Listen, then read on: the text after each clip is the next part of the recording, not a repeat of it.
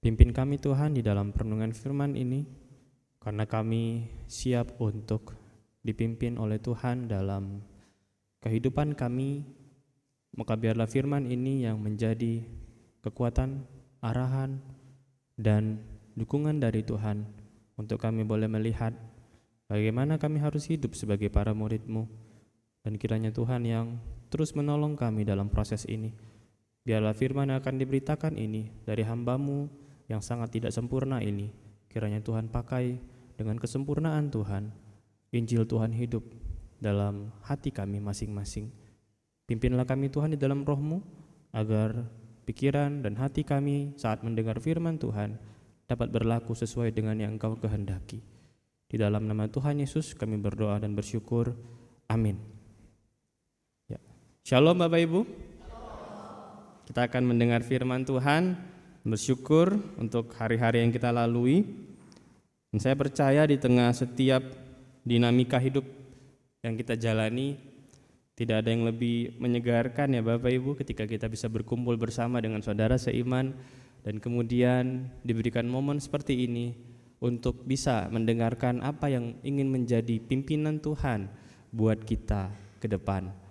Maka Bapak Saudara, Tuhan ingin kita bersama-sama melihat dan merenungkan satu suaranya, sabdanya yang pagi ini akan kita pikirkan dan hayati bersama. Maka kita harus memberikan pikiran kita, fokus kita untuk ini Bapak Ibu Saudara. Nah Bu Saudara, kita akan merenungkan satu tema penting dan ya kita sudah bicara tentang menjadi seorang murid berminggu-minggu. Dan hari ini kita mau belajar tentang bagaimana kita teguh di dalam panggilan kita sebagai seorang murid. Mari Bapak Ibu kita buka Alkitab kita. Kita akan masuk ke dalam pembacaan firman dari Yohanes 15. Yohanes 15 ayat 18 sampai 27. Yohanes 15 ayat 18 sampai 27. Yohanes 15 ayat 18 sampai 27. Kita akan baca ini bergantian. Mari kita membuka Alkitab kita. Kita akan baca ini bergantian. Yohanes 15 ayat 18 sampai 27. Saya akan baca ayat 18, Saudara nanti baca ayat 19 di Alkitab kita masing-masing dan begitu seterusnya sampai ayat 27. LAI memberi perikop dunia membenci Yesus dan murid-muridnya. Jikalau dunia membenci kamu, ingatlah bahwa ia telah lebih dahulu membenci aku daripada kamu.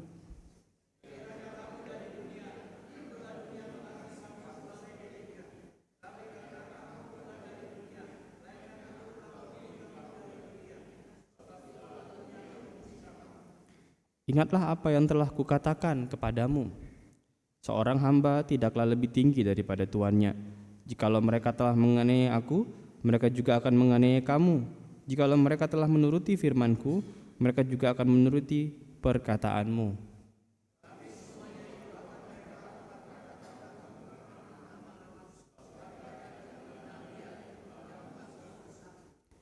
Sekiranya aku tidak datang dan tidak berkata-kata kepada mereka, mereka tentu tidak berdosa. Tapi sekarang mereka tidak mempunyai dalih bagi dosa mereka.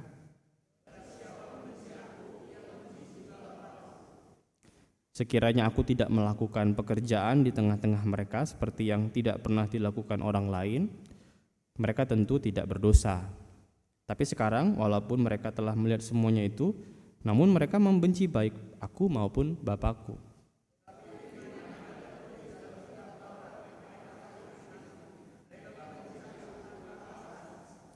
Kalau penghibur yang akan kuutus dari Bapa datang, yaitu roh kebenaran yang keluar dari Bapa, ia akan bersaksi tentang aku.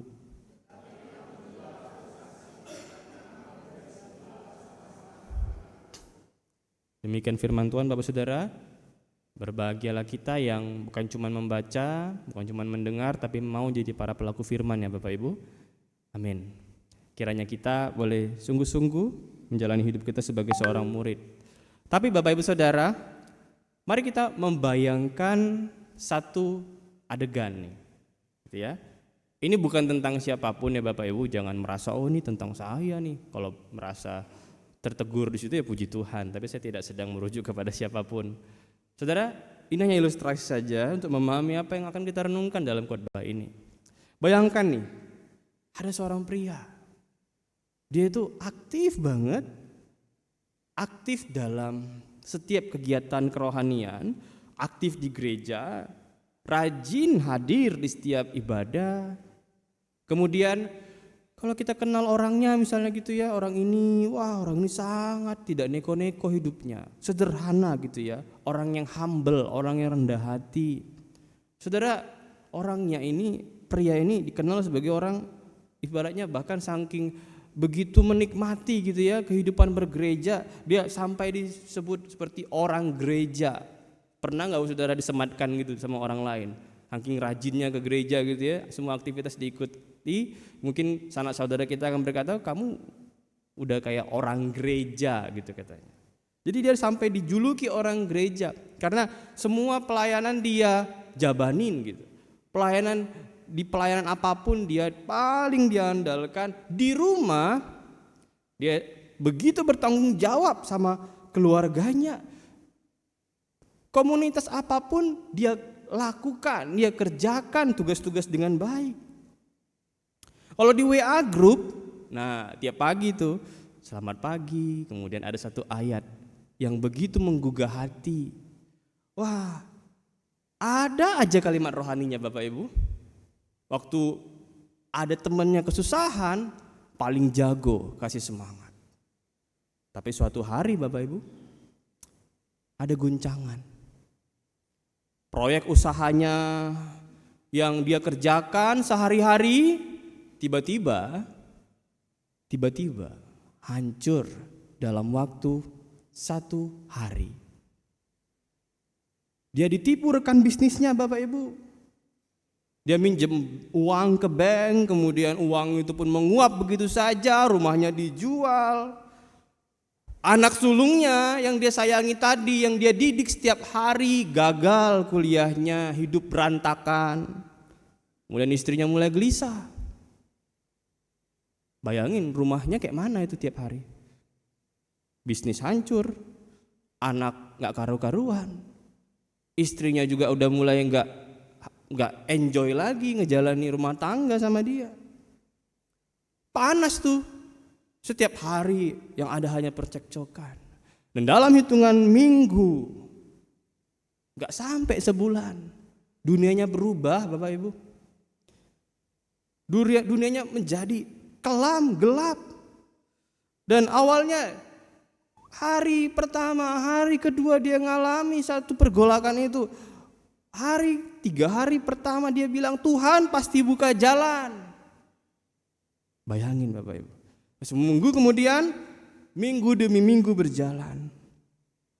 Doanya mulai pendek-pendek. Dalam artian kalau dulu dia panjang-panjang berkata-kata ya, dia bilang Tuhan itu baik, Engkau luar biasa, Engkau memberkati aku. Tapi kemudian ketika itu terjadi, dia cuma bilang, Tuhan, kau masih ada enggak sih? Amin. Lalu tidur. Gitu hidupnya Bapak Ibu. Dan kemudian tiba-tiba ada status WA-nya. Orang baik bisa hancur juga. Curhat dia Bapak Ibu. Oh saudara, lalu di suatu malam Alkitabnya pun gak pernah dibuka lagi. Biasanya dia tiap hari baca Alkitab. Kemudian hari itu dia lebih milih menyendiri. Dan dia berkata kepada istrinya, aku udah capek lah jadi orang benar. Aku udah capek lah pelayanan. Aku udah gak peduli lah kita ngelakuin kejujuran lagi. Hidup ini keras. Kita bisa apa ya untuk bisa dapat mengembalikan pinjaman yang segitu besar? Kita lakuin apa aja yuk. Langsung istrinya, ya udah, emang itu yang harus kita lakukan. Kita harus realistis, kata istrinya. Saudara, perhatikan. Di momen itu, dalam waktu gak sampai sebulan, dia buka topengnya. Tadi dia ya, sebelum itu ya hidupnya baik-baik saja ya. Topeng seperti murid Kristus tuh. Terlihat rohani. Paling rohani bahkan. Bukan cuma terlihat rohani gitu ya di antara teman-temannya. Dia nggak mau serupa dunia. Kalau ada orang yang ngomong tentang korupsi, ngajakin dia korupsi dalam bisnisnya, jangan, kita anak Tuhan. Jangan, nggak boleh kayak gitu. Tapi ketika bisnisnya hancur, anaknya yang berantakan, dia yang bilang ke istrinya, kita cari cara apapun yuk. Bapak saudara perhatikan, topengnya dibuka. Dan sekarang mari kita bercermin dari pria ini. Ini bukan tentang siapapun. Barangkali ini ada di antara kita. Dalam kekecewaan, kita bisa menunjukkan siapa kita. Kita bisa hidup dengan topeng murid Kristus, tapi waktu goncangan datang gitu ya. Goncangan datang, kekecewaan, krisis, kerugian, mungkin ada sakit penyakit yang tiba-tiba menerpa kita. Bertahun-tahun kita menjaga pola hidup sehat, tiba-tiba jeder divonis dokter kanker. Kita menjalani seluruh kehidupan kita dengan kejujuran. Tiba-tiba ada teman yang mengkhianati kita, rekan bisnis kita, sahabat kita, karyawan kita. Kemudian kerugian finansial datang, jeder, goncangan merusak kesetiaan kita. Kadang-kadang kita bisa mengetahui Bapak Ibu Saudara, kita ini murid Kristus waktu ada goncangan. Jangan bilang kita ini murid Kristus waktu kita lagi baik-baik saja hari ini. Goncangan kehidupan mempertanyakan topeng kita. Goncangan kehidupan mempertanyakan identitas kita. Masihkah kita serupa Kristus? Saudara, kita kan suka mengukur kesuksesan dengan cara dunia. Kita mengatur waktu kita mengatur keuangan kita mengatur masa depan kita. Biasanya kan kita pakai cara dunia. Walaupun memang itu betul harus kita pakai. Tapi bukankah itu yang selalu kita pakai dan hanya itu yang kita pakai? Dan kemudian ketika kita berfokus pada bagaimana dunia ini berjalan, bagaimana kita berfokus pada bagaimana dunia ini sukses, ujungnya kita nyaman. Kita mencari kenyamanan, bukan lagi kekudusan. Waktu kita begitu suka mencari apa yang dunia ini katakan baik dan sukses, kita lebih takut kehilangan reputasi kita daripada kehilangan pimpinan Roh Kudus kan. Orang-orang yang udah nyaman sama dunia ini gak peduli lagi sama pimpinan Roh Kudus. Yang dia pedulikan adalah reputasinya.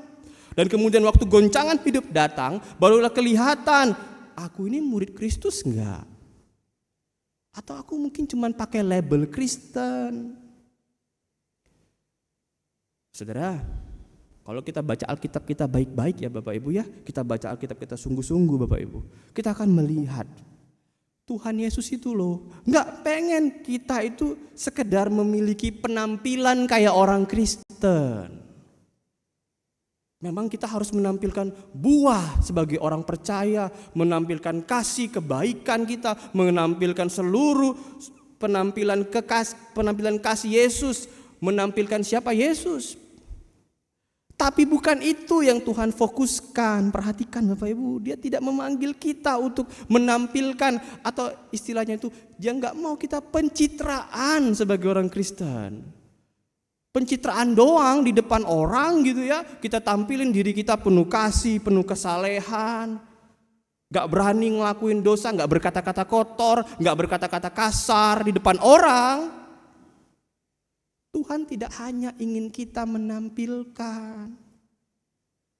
Yang ingin Tuhan Yesus mau kalau kita jadi murid ini, kita assign diri kita sepakati aku mau jadi murid-Mu Tuhan. Dia mau kita berbeda dari dunia. Dia gak cuma mau kita nampilin hidup yang tidak serupa dunia, tapi dia mau kita benar-benar berbeda dari dunia. Supaya kita gak bergantung pada dunia. Kalau kita pengen sama kayak dunia, kita akan bergantung sama dunia ini. Sehingga waktu dunia menggoncang kita, Ketika dunia membenci kita nggak bisa berdiri. Kalau kita bergantung sama dunia, kalau kita ukur semuanya dengan serupa dunia. Saudara, kita berdiri teguh sebagai murid karena kita tahu aku ini cuman pengembara di dunia ini. Bapak Ibu bukan presiden atau bukan orang yang menjadi penghuni dunia ini dalam tanda kutip ya. Bapak ini bukan orang asli dunia ini ketika percaya Yesus. Kita adalah pengembara di tengah dunia ini ketika kita percaya Yesus. Dan kita akan melihat nanti karena kita pengembara di dunia ini, kita dibenci sama dunia ini. Saudara, kita bukan milik dunia ini. Dan kalau kita baca nanti di Yohanes 15:19, Yesus berkata, kalau kamu dari dunia ini, dunia akan mengasihi kamu. Tapi kamu bukan dari dunia. Kamu sudah aku pilih. Jadi kita diambil dia dari dunia. Kita bukan lagi warga dunia ini dalam tanda kutip. Kita warga Indonesia memang. Secara politik, secara geografis, secara lahiriah. Tapi secara rohani, kita bukan lagi warga dunia. Yang harus bergantung sama dunia. Saudara, kita akan melihat hal ini. Ini dasar kita untuk teguh. Orang Kristen gak teguh karena dia pikir dia dari dunia. Makanya ketika diambil kenyamanannya, diambil kekayaannya, diambil orang-orang yang disayangi, hancur dia. Karena dunianya hilang. Karena dia bergantung sama dunia. Maka kita akan belajar hari ini bagaimana kita hidup tidak bergantung pada dunia. Kita hidup bergantung pada Tuhan. Kita akan belajar dua hal, bagaimana kita tetap teguh dalam panggilan kita. Yang pertama Bapak Ibu, bagaimana untuk tetap teguh dalam panggilan kita sebagai orang Kristen. Dari Yohanes 15 yang tadi kita baca. Pertama, kita harus sadari ini. Apa yang Yesus katakan? Karena kita bukan dari dunia, kita harus sadar satu hal. Yang pertama, kita harus dibenci dunia karena kita milik Kristus.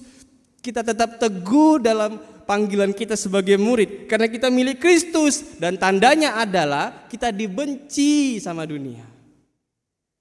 Apa tanda aku milik Kristus? Aku diberkati, Pak.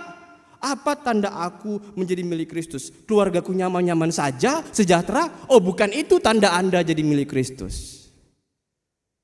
Yesus berkata di sini dengan tegas, engkau milik Kristus karena engkau dibenci dunia. Mari kita belajar hal ini Bapak Ibu. Yang pertama ini.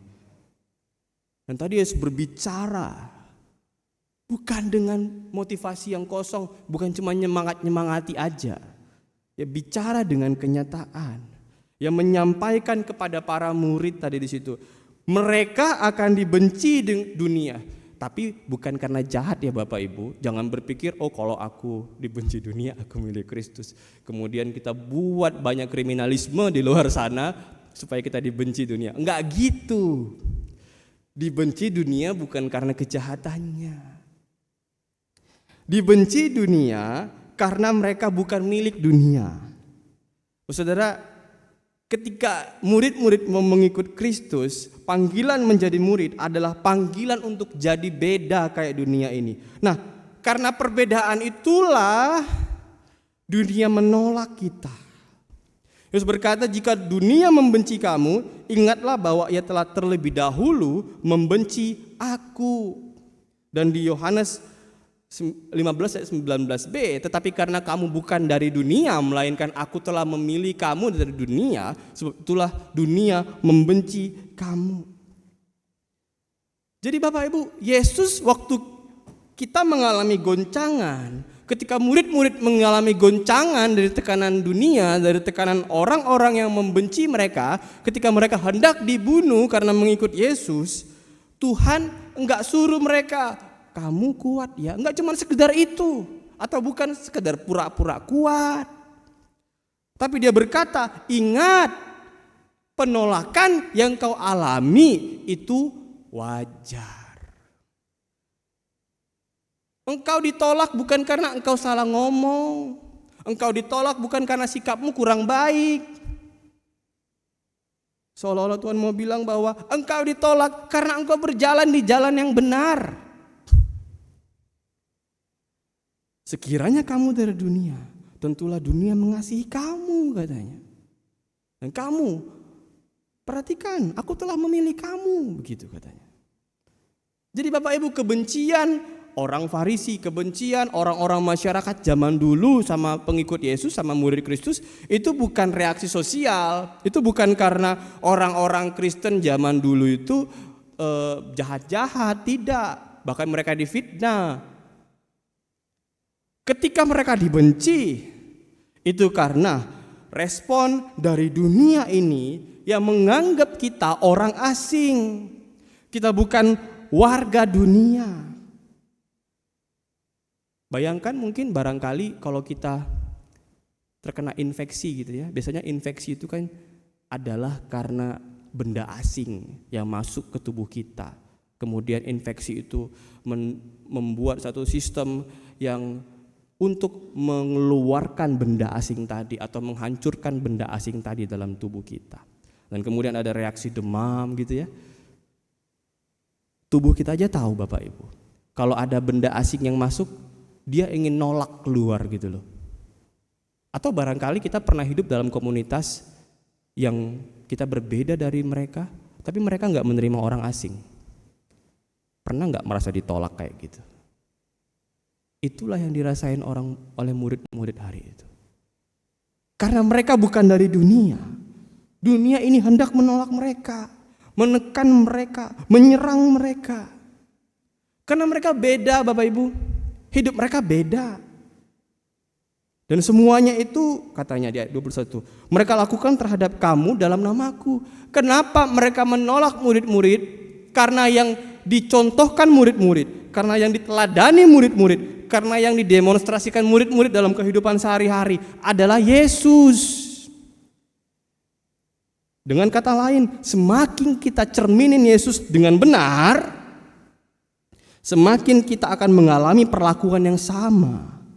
Kita akan dihina, kita akan ditolak, kita akan dianiaya. Dunia ini gak nyaman dengan kita. Karena buat dunia ini kehadiran kita itu mengganggu Bapak Ibu. Kenapa? Yesus suruh kita jujur. Dunia ini nyuruh kita apa Bapak Ibu? Yang penting sukses. Jujur nomor 10 gitu ya. Bohong boleh? Boleh. Kan yang penting demi kebaikan. Terus datang orang Kristen, tidak boleh bohong ya sama sekali. Ini siapa sih? Datang-datang ngatur-ngatur gitu kan? Itulah yang dirasain orang Kristen hari itu Bapak Ibu. Ada sekelompok orang yang hidupnya jujur banget nih. Jangan jujur-jujur banget lah. Gak hidup kamu gitu kan. Saudara perhatikan. Semakin kita cerminin Yesus dalam hidup kita, semakin kita akan mengalami perlakuan yang buruk loh. Semakin kita mau hidup nyaman, semakin kita berarti menunjukkan kita siapa di tengah dunia ini. Inilah sebabnya Bapak Saudara. Pertanyaan besar buat kita. Coba kita refleksikan pribadi deh. Apakah aku lagi terlalu mirip dengan dunia enggak? Perjalanan iman kita akhir-akhir ini nyaman-nyaman aja enggak Bapak Ibu? Ada enggak pergolakan yang kita alami dalam iman kita? Atau kayaknya selama berpuluh-puluh tahun aku jalani kekristenan Pak, enggak pernah tuh aku ngalami kebencian, kecewaan karena imanku. Pertanyaan besar buat kita. Kalau kita menghalalkan segala cara untuk kenyamanan kita, kalau kita melakukan banyak hal supaya kita baik-baik saja, tanpa melihat itu firman Tuhan enggak? Mungkin kita perlu pertanyakan ini dalam kita. Apakah saya sedang hidup terlalu mirip dengan dunia atau tidak? Waktu kita ngejalani hidup dengan nilai-nilai Yesus, kejujuran, kekudusan, waktu kita mengasihi orang tanpa syarat aja misalnya, cobalah ngasihin orang dunia ini dengan tanpa syarat. Orang itu akan curiga. Kamu jangan-jangan mau nusuk aku dari belakang kali ya. Nah, loh. Kamu mau apa sih? Kok kamu gak nyerah sama saya? Kamu terus aja memberikan yang baik buat saya. Nah, loh. Kamu apa? Itu aja kita bisa curigai, dan bahkan dibenci. Maka jangan berpikir kalau aku mencerminkan Yesus, semua orang bakal suka sama aku. Wah, kacau, salah pemahaman itu Bapak Ibu. Belum tentu kita akan disukai, disayangi banyak orang waktu kita mencerminkan Yesus. Indikatornya bukan orang lain Bapak Ibu. Indikatornya adalah siapa Bapak Ibu? Tuhan. Maka semakin kita belajar tentang Yesus, semakin kita akan tahu aku udah serupa Kristus belum. Jangan nilai dari pandangan orang lain. Nilai dari bagaimana Yesus melihat Anda. Nilai dari bagaimana orang-orang percaya, orang-orang beriman melihat Anda. Orang-orang yang serupa Kristus melihat Anda, nilai juga dari situ. Mereka sudah terlebih dahulu juga berproses untuk serupa Kristus. Firman Tuhan dan komunitas orang percaya, itulah indikator kita untuk melihat kita ini udah serupa Kristus enggak. Saudara, tahun 24, namanya Eric Liddell. Ada kisah menarik dari kehidupannya. Ceritanya Bapak Saudara, dia mengikuti satu olimpiade. Dan waktu dia menjalani ini, satu peristiwa yang menarik dalam kehidupannya. 100 meter adalah trek lari yang biasa dia kerjakan. Dan dia adalah seorang pelari dari Skotlandia. Dia bahkan saking kencengnya larinya Bapak Ibu, nggak tahu mungkin barangkali Bapak Ibu kenal orang ini. Namanya Flying Scotsman gitu ya. Saking kencengnya lari di 100 meter. Dia adalah atlet yang taat. Dia adalah seorang Kristen yang sungguh-sungguh ngikutin atau jalanin imannya. Tapi dia juga bintang olahraga, dia terkenal. Dan waktu itu tahun 24 ini di lari 100 meter di Olimpiade Paris itu Bapak Ibu. Negaranya Inggris itu ya, naruh harapan sama dia. Dan kemudian banyak media yang menulis, semua yakin ini pasti negara kita dibanggakan sama Eric. Tapi beberapa minggu sebelum Olimpiade dimulai, jadwal diumumkan. Eric terima jadwalnya, jadwal lariku hari Minggu Bapak Ibu. Ini kisah nyata Bapak Ibu. Hari Minggu, atlet terkenal lari 100 meter namanya Eric Liddell. Waktu jadwalnya hari Minggu, dia tolak gitu. Bayangin Bapak Ibu, saya nggak mau lari di hari Minggu. Dan disinilah sesuatu yang terjadi. Hari-hari yang nggak mudah buat Eric. Bayangin tadi kan banyak yang bergantung sama dia ya. Satu bangsa itu loh, satu negara Inggris itu, Skotlandia itu, ingin Eric menang. Karena membanggakan negaranya. Tapi dia memilih, karena hari Minggu dia nggak mau lari. Apa yang terjadi? Tentu, setiap hari media-media datangi dia. Kamu orang pengkhianat ya? Kamu kok karena hari Minggu aja nggak mau lari? Jangan-jangan kamu dibayar nih sama negara lain biar kita kalah. Gitu ya? Wah, media massa banyak yang mencerca dia Bapak Ibu. Ya dianggap memalukan, ya dianggap fanatik, ya dianggap sok rohani. Setiap hari itu loh. Dia menghadapi cercaan-cercaan karena dia nggak mau lari. Di hari dia harus menyembah Tuhan. Dan kemudian dia bikin satu statement di media. Saya percaya Tuhan memampukan saya lari cepat. Aku diciptakan, aku didesain untuk lari cepat. Tapi aku juga diciptakan Tuhan untuk memuliakannya, untuk menghormatinya. Wah, aku diciptakan untuk lari cepat memang. Tapi aku juga diciptakan untuk menghormati Tuhanku. Dan aku tidak akan melanggar itu sedikit pun demi apapun. Dan kemudian sebagai gantinya ada lari 400 meter. Hari itu hari Jumat Bapak Ibu. Nah, Jumat gak apa-apa ya. Nah, Jumat akhirnya dia ikut lari. Nah, itu bukan spesialisasinya. Dia bertahun-tahun lari di 100 meter. Ini 400 meter Bapak Ibu. Ini kalau mungkin pelari tahu ya bagaimana harus ngatur ritmenya. Itu beda Bapak Ibu. Sprint dengan lari 400 meter itu beda. Dan kemudian banyak orang bilang, Allah ini kan dia nggak biasa di sini. Pasti kalah. Memalukan bangsa, memalukan Scotland. Tapi perhatikan Bapak Ibu, hari itu ada seorang jurnalis kalau nggak salah itu, staf dari Amerika, dia diam-diam menyelipkan satu ayat kecil bahasa Inggris ya, tapi saya terjemahkan ke bahasa Indonesia dari 1 Samuel 2:30. Siapa yang menghormati aku, akan kuhormati. Dia baca itu sebelum lari, hatinya tergugah. Those who honor me, I will honor. Siapa yang menghormati aku, akan kuhormati, kata Tuhan. Dan kemudian dia genggam ayat itu erat-erat, walaupun dia tahu dia belum tentu menang, ini bukan spesialisasinya. Dia pegang itu erat-erat, dia berlari, tapi dia bukan berlari untuk emas, karena dia tahu ini bukan spesialisasinya. Di pikirannya dia berlari untuk Tuhan. Untuk Tuhan, untuk kemuliaan Tuhan. Dengan begini, aku bisa menunjukkan ke orang-orang, bukan karena kehebatanku, tapi karena kemampuan yang Tuhan beri. Karena aku menghormati Tuhan, aku percaya Tuhan akan pimpin aku. Dan kemudian benar saja Bapak Ibu, dia bukan cuma menang hari itu. Rekor tercepat Bapak Ibu. Rekor tercepat untuk pelari 400 meter, padahal itu bukan spesialisasinya. Dia berlatih keras, walaupun dia tahu ini enggak mudah. Tapi dia tahu di situ, siapa yang menghormati Tuhan akan dihormati. Saudara, dia berdiri di sana bukan sebagai juara atletik, tapi bagi dia, aku pemenang iman. Dan kemudian ketika dia wafat, sebelum dia wafat, bahkan dia tinggalkan karirnya sebagai atlet, dia jadi prajurit untuk Perang Dunia Kedua. Dia ditangkap oleh Jepang. Waktu dia ditangkap oleh Jepang, dia memilih untuk jadi seorang misionaris ke Tiongkok. Dan dia meninggal di sana. Dia berkata, it is complete surrender. Dunia ini gak ngerti Erik Bapak Ibu. Dunia ini akan berpikir Erik itu aneh.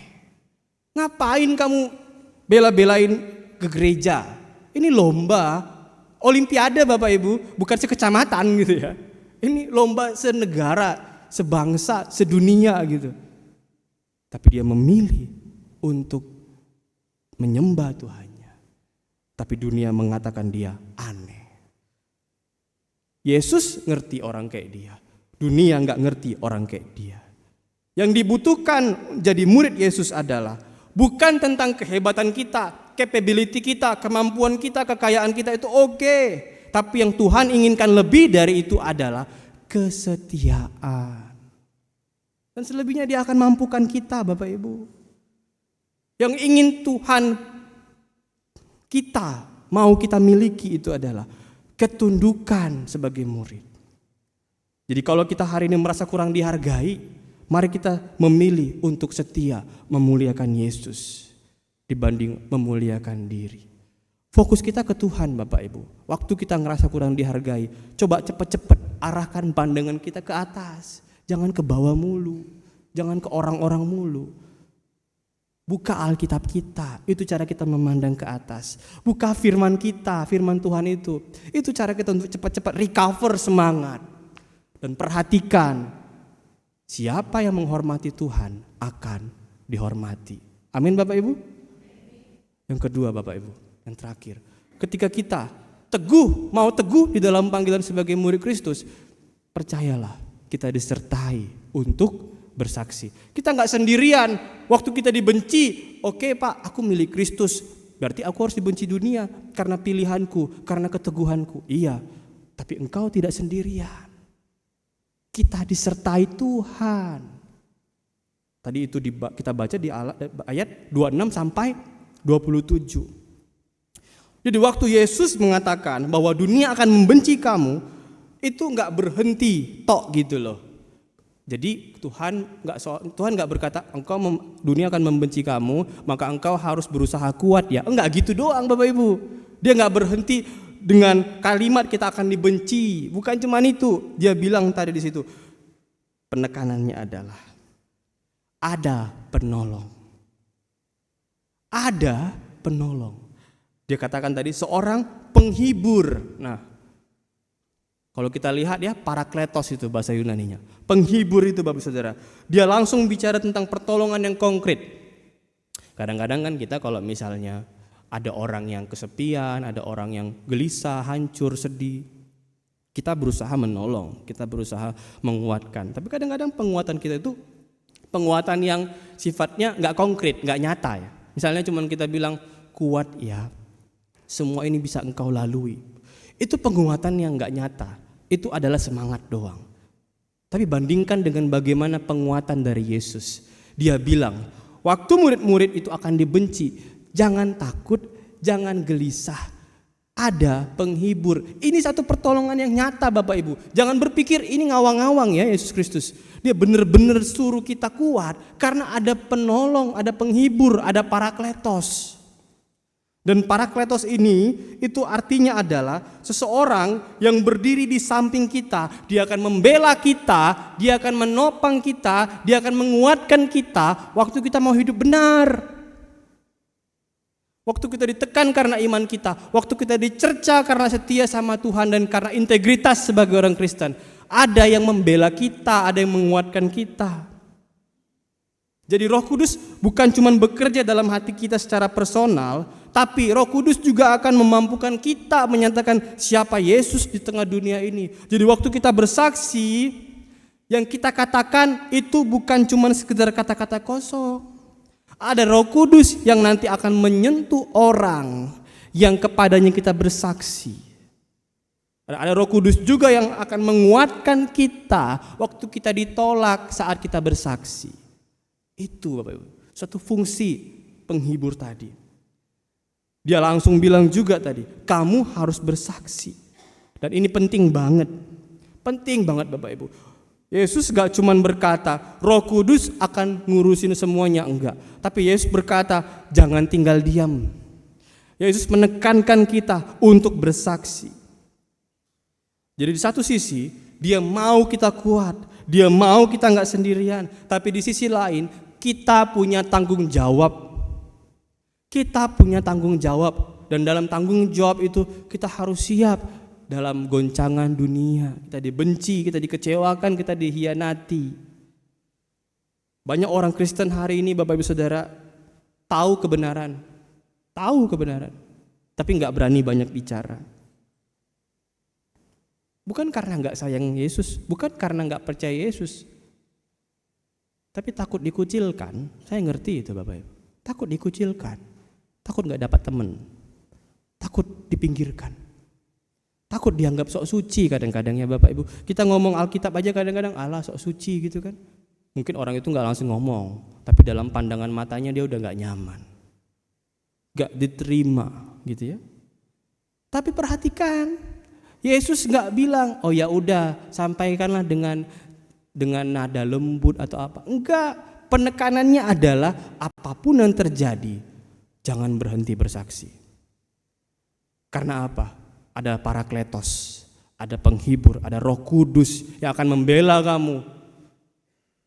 Jadi kalau hari ini kita merasa gak percaya diri untuk bersaksi, merasa lemah untuk hidup beda, perhatikan Bapak Ibu, jangan lupa ada Roh Kudus dalam hidup kita. Roh Kudus itu tahu betapa lemahnya kita. Dia tahu waktu kita membuka mulut, melangkah dengan iman, dia tahu kita takut. Tapi percayalah dia akan bekerja bersama kita. Jadi di sini perhatikan Bapak Ibu, dia tidak ingin, Yesus tidak ingin kita jadi populer. Jangan berpikir jadi orang Kristen harus viral. Jadi orang Kristen harus terkenal. Enggak. Jadi orang Kristen itu harus bersaksi. Dan kalau bersaksi, siap dibenci. Siap Bapak Ibu? Wah, amin, puji Tuhan. Gak mudah. Banyak orang berpikir jadi orang Kristen kita harus terkenal dulu, jadi kesaksian kita akan lebih banyak meluas. Bukan itu loh Bapak Ibu. Bahkan kadang-kadang untuk terkenal kita butuh kenyamanan, dan itu berbahaya. Padahal bersaksi itu harus siap dibenci. Kesaksian yang dipertanyakan tuh kalau kita malah jadi nyaman dalam kesaksian itu kan Bapak Ibu. Dan perhatikan Bapak Ibu bahwa kita harus taat, berani buka suara. Karena apa? Karena Roh Kuduslah yang mengubah hati orang. Jadi kita berani bukan karena kita pinter dalam metode penginjilan.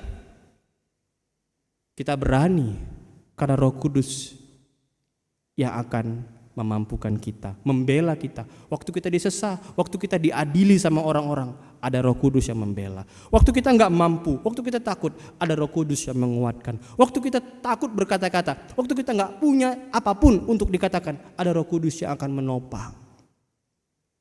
Saudara, satu kisah nyata nih, satu contoh nyata dari seorang yang gara-gara imannya dia disesah. Dia dikena hukuman. Asia Noren, Bapak Ibu. Tahun 2009, dia itu adalah orang Kristen di Pakistan. Jadi ceritanya itu, setahu saya gitu ya, dalam media yang saya baca. Setahu saya dia terlibat dalam percakapan kecil aja, ngobrol-ngobrol ya kali ya, dengan tetangga. Biasalah ibu-ibu ya ngomong gitu kan, ngobrol-ngobrol sama wanita di ladang gitu kan. Terus percakapannya tiba-tiba mengarah kepada keagamaan. Dan agama mayoritas di sana sama dengan agama mayoritas di sini. Kemudian mereka berbincang-bincang, tapi entah kenapa mungkin Ibu Aisyah ini sangat tegas ya dengan imannya. Lalu para wanita tadi ngerasa tersindir sama pemimpin agamanya.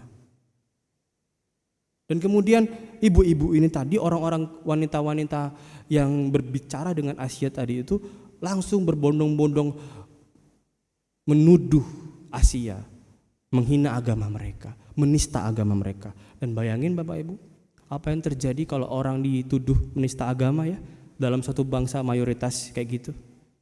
Kita tahu ya beberapa kasus di bangsa kita juga ada ya. Dan selama 9 tahun Asia mendekam di penjara.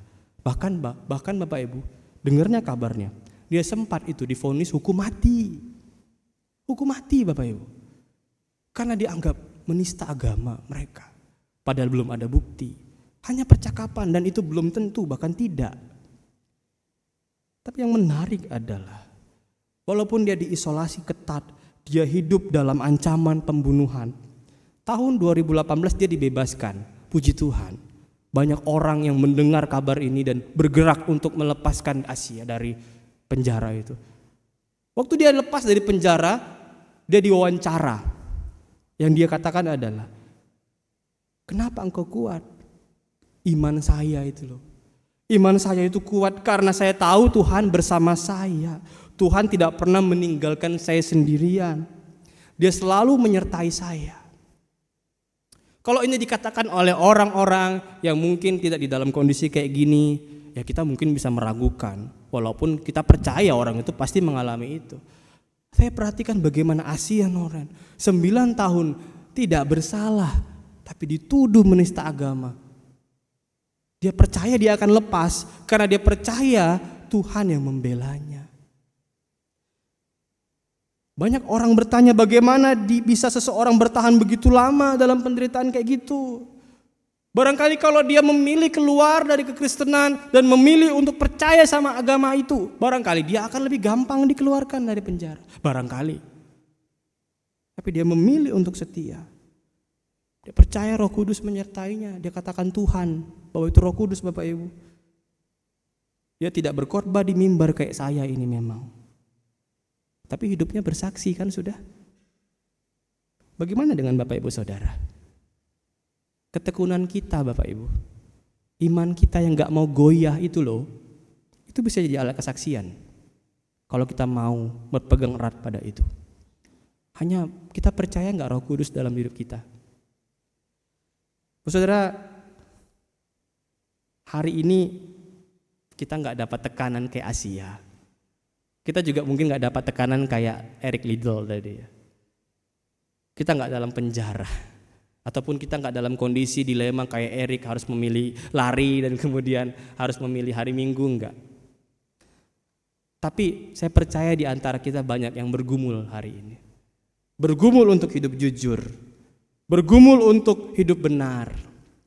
Bergumul untuk tetap percaya Yesus walaupun masalah begitu banyak. Saya percaya kita pasti mengalami banyak hal itu. Tapi Yesus gak ingin kita berhenti. Ingat ini Bapak Ibu. Dia gak mau kita menyerah. Dia tahu dunia ini membenci kita. Akan ada banyak hal yang datang menggoncang kita. Tapi dia juga tahu bahwa kita bisa bertahan. Kenapa Bapak Ibu? Karena dia udah kirim Roh Kudus. Anak-anaknya pasti kuat. Tinggal kita datang ke Tuhan. Biar Roh Kudus itu yang membela kita, yang menolong kita Bapak Ibu. Jadi hari ini firman Tuhan gak ngajak kita jadi ayo jadi orang hebat, jadi Kristen yang sukses. Bukan. Bukan jadi Kristen yang sempurna, bukan. Penekanannya adalah jadilah kekristenan, jadilah orang Kristen yang sadar Roh Kudus hidup dalam diri Anda. Kalau kita sadar Roh Kudus hidup dalam diri kita akan takut akan Tuhan. Dan kita akan benar-benar kuat dan teguh bersaksi tentang siapa Tuhan kita. Amin Bapak Ibu. Kiranya kita terus melangkah dan kuasanya akan menyertai kita. Mari kita berdoa. Bapa, kami percaya Engkau hidup dalam kami. Tatkala kami ragu menjalani iman kami, banyak sekali tantangan yang harus kami hadapi. Belum lagi diri kami yang mungkin belum selesai dengan kecenderungan dosa kami. Tuhan, tolong kami untuk kami bisa menaklukkan diri kami yang penuh dengan keterbatasan dan kuat menghadapi apapun yang menjadi tantangan iman kami. Engkau yang tahu pergumulan hati kami. Biarlah Tuhan, Allah Roh Kudus, Engkau kiranya bekerja aktif dalam hidup kami. Sadarkan kami Tuhan, bahwa Engkau ada di dalam kami.